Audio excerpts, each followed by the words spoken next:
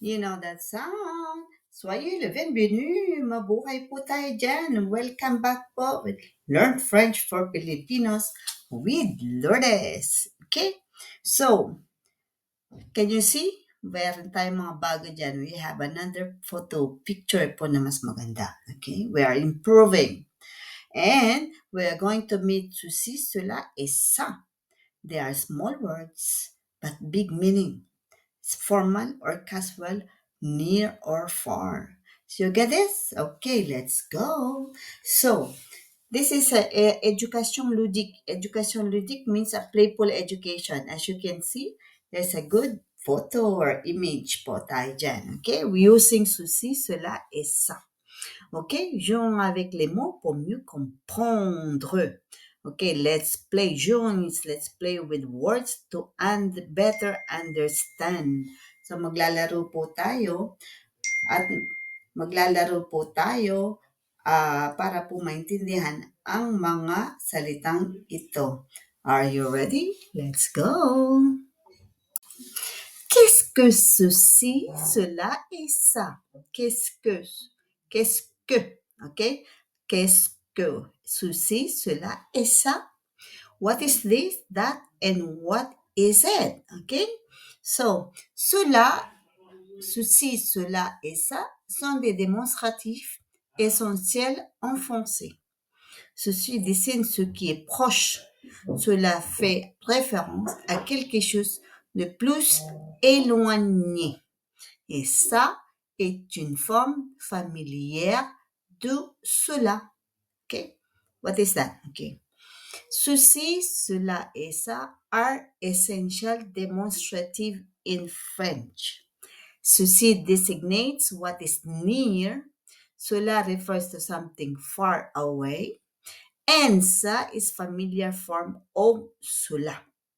Okay? So, susi po, yung susi, it's ginagamit natin pag malapit, very near. But sula is a little bit far away from you, farther. Medyo may kalayuan. But sa is familiar. We use it only for saying it familiar.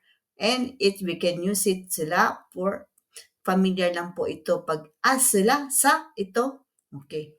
Get it? So when we say it, ito. Okay? So, ceci, cela, et ça. Ceci is near. Cela is a little bit far.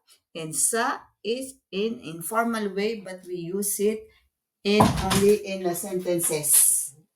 Okay. Is it clear? Okay. Merci. Next, we have the dialogue. O dialogue po yan sa English, no? Dialogue entre élèves et professeurs. OK? Regardez.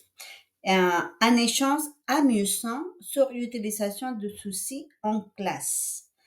A fun exchange about the use of this in the classroom. Okay? So, ito po ay masayang palitan tungkol sa paggamit ng ito sa silid-aralan. Halimbawa, regarde, ceci est une trousse. Oui, je vois, sabi niya, gano'n ng estudyante niya. Ibig sabihin, tingnan mo to, sabi niya, this is a trousse. Yung trousse yung lalagyan ng ballpen ng mga bata. Okay? Ballpen, lapis, eraser. Trousse po ang tawag doon. Okay? So, dans ce dialogue, le professeur explique à un élève l'importance de ceci pour dessiner un objet proche, rendant l'apprentissage interactif et engageant. Okay? In this dialogue, the teacher explains to the student the importance of this in order to designate a nearby object, making learning interactive and engaging. So, tinuturo niya, sabi niya, look, this is a truce. This is yung lalagyan mo ng ballpen mo. Truce ang tawag po doon. Truce, okay? A small bag or truce na lalagyan ng gamit. So, pinapakita niya, it's near. Ceci est une trousse, sabi niya. O, pwede na yung sabihin, ceci est un papier. Ceci est une table. Okay? Pwedeng sabihin niya, ceci est un papier. This is a paper. O ceci c'est une table. Ibig sabihin, ito yung table. This is a table. Okay? So we use ceci. Hindi siya ceci, no? Ceci. Regarde, ceci est une trousse. On fait la liaison. And the student said, ah oui, je vois. I see it. Okay, I see. Okay, I see it. Okay. Get it? So, ceci is near. Get it? Merci. Utiliser ceci. Okay? Définir et comprendre comment utiliser le mot ceci dans un dialogue. Okay? We need to define and understand how to use the word this in a dialogue. Regardez. The teacher said, ceci, regardez ceci, sabi niya. Regardez ceci. She's pointing on the table. So, regardez ceci. Look at this, sabi ng teacher, no? Look at this in front of me on what I wrote or what I designed on my table, okay? On my blackboard, okay? So, ceci est utilisé pour dessiner quelque chose de proche du locuteur, comme un objet à portée de main. C'est un mot essentiel pour améliorer votre communication, okay? In English, this is used to refer to something close to the speaker, okay? Like an object within reach. It's an essential word for improving your communication. So, we use ceci, that is something, and the speaker is telling it or showing it in front. It's near, malapit. An object or a picture that's near to her, okay? Okay, near. So this is very important. So, ceci. Instead of saying this is a pomme, no, ceci est un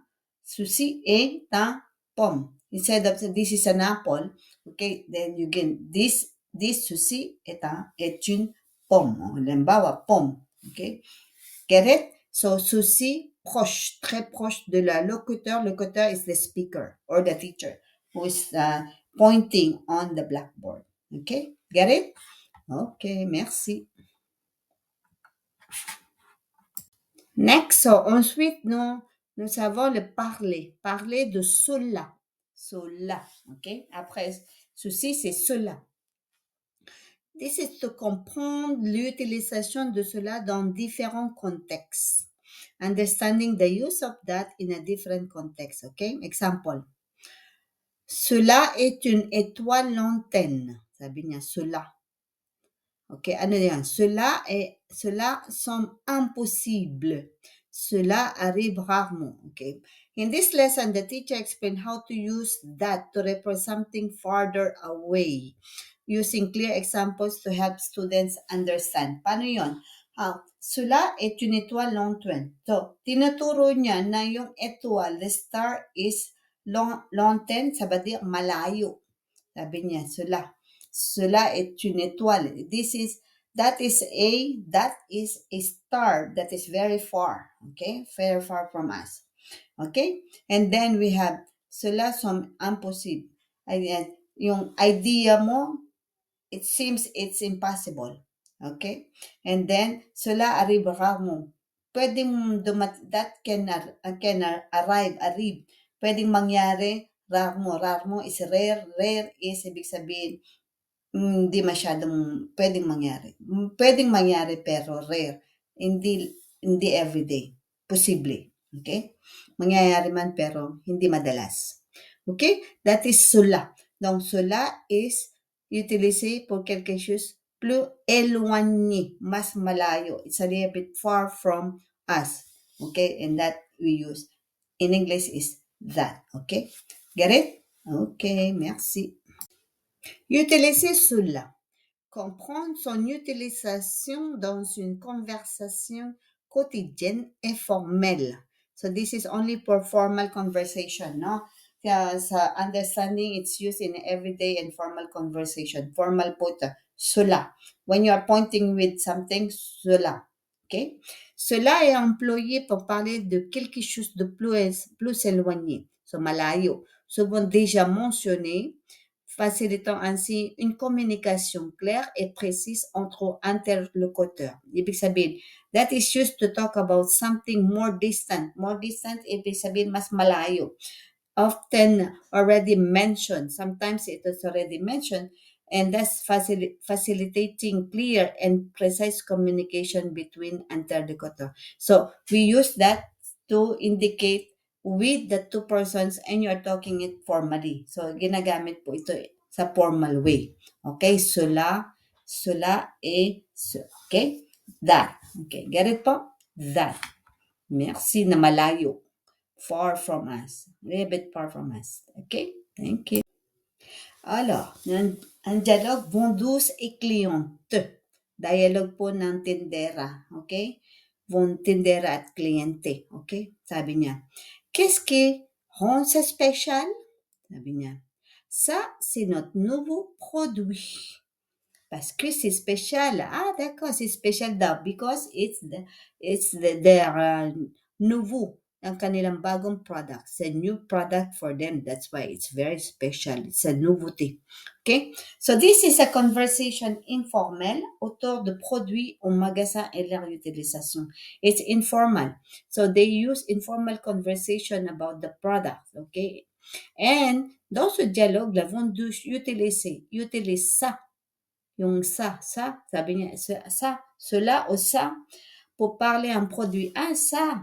Donc, pinakita niya, she showed it. Ah, ça. C'est pour parler d'un produit, tandis que le client pose des questions pour mieux comprendre ce qui est proposé. In this dialogue, the saleswoman uses this to refer to a product while the customer asks questions to better understand what is being offered. So, tinanong niya, qu'est-ce qui rend ça special? Bakit ito special? Ah, sabi niya, ito, sabi niya, this. C'est parce que c'est notre nouveau produit. Dahil bago ito, kaya special pa. And it's the first time, so it's, nouveau is bago, so it's very special. Get it, pa? Merci. Okay, astuce. Astuce means tip. On utiliser ça. Utiliser is to use ça or that, okay? Pour comprendre l'utilisation familière de ça dans la conversation quotidienne, okay? We need to understanding the colloquial use of it in everyday conversation. Example po, regarding, qu'est-ce que ça veut dire? Sabi niya. Ano ibig sabihin nito? What does it mean? Sabi niya. Ah, ça veut dire entre une famille. Ça veut dire it means only within the family, en famille, in the family only, okay? Ça est une forme familiale et courante, et cela utilise pour créer un ton décontracté et accessible dans les dialogues, okay? Ça veut dire yung ça is a familiar and common form of cela, used to create and relax accessible tone in dialogue. Okay, so it means ça is informal. When we use ça, informal, when we only say it. But when it's formal, we use cela. Get it? Cela po. Cela. This. Get it?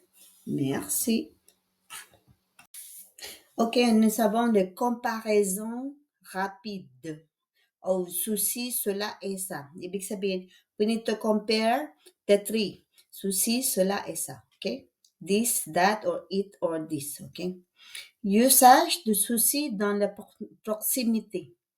Usage de souci dans la proximité. Ibig sabihin, use this in proximity. Malapit. Okay? Okay, example. Souci désigne ce qui est proche de locuteur. Malapit, near the speaker. Okay, it refers with close to the speaker. Next, malapit sa nagsasalita. While cela is usage de cela pour l'éloignement.